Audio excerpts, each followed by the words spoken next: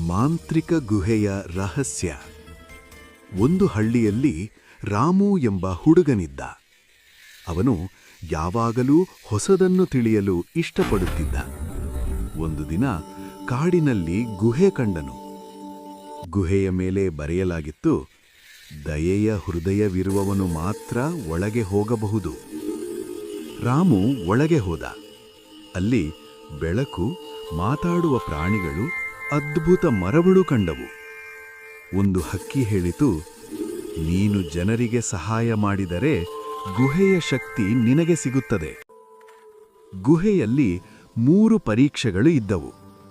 ಹಸಿದ ನಾಯಿಗೆ ಆಹಾರ ಕೊಡುವುದು, ಹಾವುಗಳಿರುವ ಕತ್ತಲೆಯ ದಾರಿಯಲ್ಲಿ ಧೈರ್ಯದಿಂದ ನಡೆಯುವುದು, ಮಾಂತ್ರಿಕ ಕನ್ನಡಿಗೆ ಸತ್ಯ ಹೇಳುವುದು. ರಾಮು ಎಲ್ಲ ಪರೀಕ್ಷೆಗಳನ್ನು ಪೂರೈಸಿದ. ಅವನಿಗೆ ಗುಹೆಯ ಶಕ್ತಿ ದೊರೆಯಿತು. ಹಳ್ಳಿಗೆ ಹಿಂತಿರುಗಿ ಮಳೆ, ಬೆಳೆ, ಸಂತೋಷ ತಂದುಕೊಟ್ಟನು. ಜನರು ಅವನನ್ನು ಮಾಂತ್ರಿಕ ರಾಮು ಎಂದು ಕರೆಯಲು ಶುರುಮಾಡಿದರು.